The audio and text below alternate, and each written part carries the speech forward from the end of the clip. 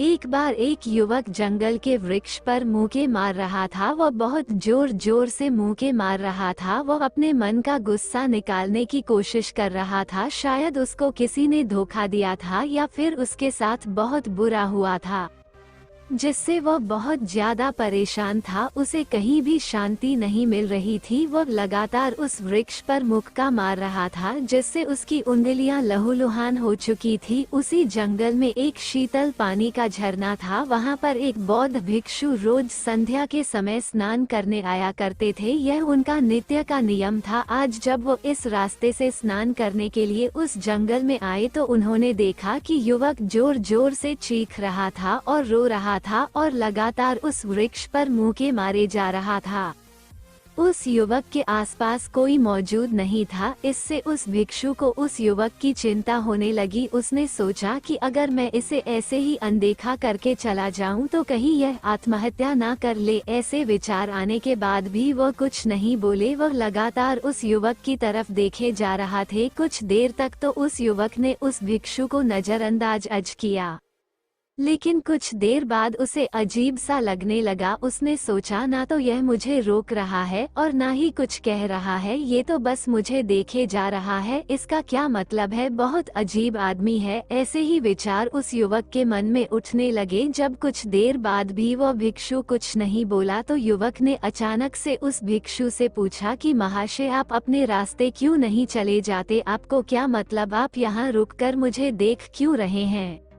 भिक्षु ने बहुत शांत स्वर में कहा कि मैं तुम्हें रोक नहीं रहा हूँ, तुमसे कुछ कह नहीं रहा हूँ, तो मुझसे तुम्हें क्या परेशानी है? मेरी तरह ही यह वृक्ष, पौधे और पक्षी, यह सब तुम्हें तो देख ही रहे हैं। जब इनसे तुम्हें कोई परेशानी नहीं है तो मुझसे क्यों परेशानी है? ये सुनकर और युवक जोर से चीख कर बोला, मुझे सबसे परेशानी है, मैं सबसे नफरत करता हूँ। यहाँ पर सब धोखेबाज गद्दार लोग रहते हैं, कोई किसी का नहीं होता इस दुनिया में। इस तरह बोलते बोलते वो फूट फूट कर रोने लगा और रोए जा रहा था और भिक्षु उसे देखे जा रहा था। वह भिक्षु उसे चुप कराने की कोशिश भी नहीं कर रहा था। ये बात तो उस युवक को और ज्यादा अजीब लगी। अब रोना बंद करके उस युवक ने सीधे होकर उस भिक्षु से कहा, आप बहुत अजीब आदमी हैं। आपके सामने कोई इंसान रो रहा और आप उसे चुप भी नहीं करा सकते। आपके मन में बिल्कुल भी संवेदना नहीं है। बहुत अजीब और कठोर हृदय वाले साधु हैं। और फिर तुम्हें धोखा मिलता है और फिर तुम परेशान होते हो।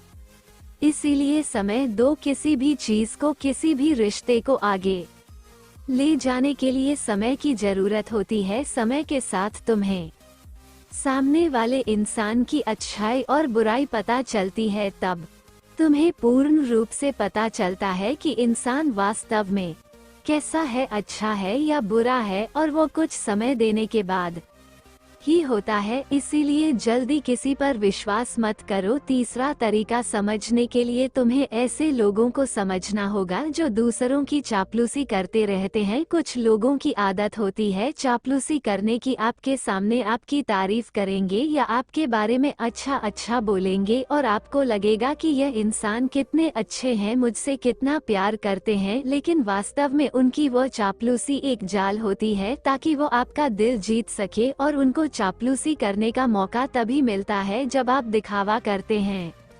अगर आप उनकी चापलूसी से प्रभावित ही नहीं होंगे तो कुछ समय बाद वो चापलूसी करना बंद कर देंगे। इसीलिए किसी के सामने दिखावा मत करो, वरना आप तो आकर्षण के केंद्र बन जाते हो। लोगों को लगता है कि शायद इसके पास बहुत ज्यादा धन संपदा है, इसीलिए इतना दिखावा कर रहा है, और इसी वजह से जो लोग आपका फायदा उठाना चाहेंगे वो आपके करीब आने की कोशिश करेंगे, आपसे चापलूसी करने की कोशिश करेंगे। अगला नियम बताते हुए भिक्षु ने झरने की तरफ इशारा किया। वह झरने के पास पहुंच चुके थे। युवक को भी एहसास हो चुका था क्योंकि वहां पर ठंडी ठंडी हवा चल रही थी। झरने की तरफ जाते हुए भिक्षु ने कहा कि सांसारिक जीवन में एक बात समझने की यह होती है कि हम जिसकी सहायता कर रहे हैं, चाहे किसी भी रूप में, धन से, शारीरिक रूप से, या जिस भी अवस्था में हम किसी की सहायता कर रहे हैं, तो हमें ये ख्याल रखना चाहिए कि सामने वाला वापस कभी भविष्य में हमारी सहायता करने योग्य है कि नहीं है।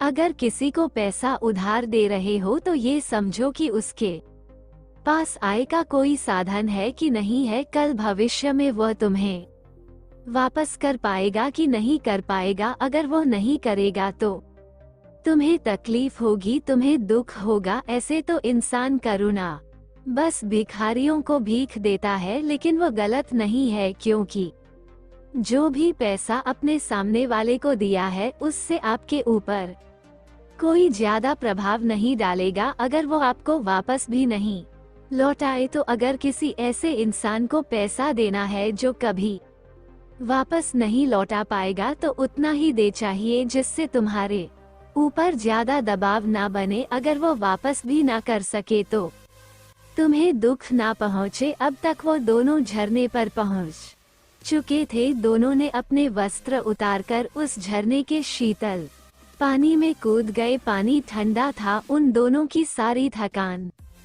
और उदासी पल भर में ही दूर हो गई। स्नान कर लेने के बाद दोनों उस झरने के सामने एक वृक्ष के नीचे बैठकर बातें करने लगे। भिक्षु ने उसे आगे समझाते हुए कहा कि शुरुआत में लोगों को नजरअंदाज करना सीखो। जब तुम किसी को शुरुआत में नजरअंदाज करते हो तो जो भी लोग किसी लालच की वजह से तुम्हारे पास चिपक रहे थे उनकी छटनी हो जाएगी। जब तुम उनको नजरअंदाज करोगे तब एक दो बार लोग तुम्हारे पास आने की कोशिश करेंगे, उसके बाद वह तुमसे दूरियां बना लेंगे। और जो आदमी तुम्हारी इंसानियत, तुम्हारी अच्छाई देखकर तुम्हारे पास आएगा, वह नजरअंदाज करने के बावजूद भी तुम्हारे करीब ही बना रहेगा। और यही तो एक सच्चे इंसान की पहचान होती है। जो हमारे अपने होते हैं उनसे हम तकरार भी कर लेते हैं, कला भी कर लेते हैं, उसके बावजूद भी वो हमारी बातों का बुरा नहीं मानते हैं। चाहे कुछ ही समय के लिए वो हमसे नाराज रहे, लेकिन कुछ समय बाद फिर से हम एक हो जाते हैं। और यही तो घर परिवार का मतलब होता है, यही तो अपनों का मतलब होता है। इसीलिए शुरुआत में अनजान लोगों को नजरअंदाज करना सीखो, इग्नोर करना सीखो, ताकि धोखेबाज मक्कार लोग तुम्हारे करीब ही ना आ पाए। अपने इस वार्तालाप को खत्म करते हुए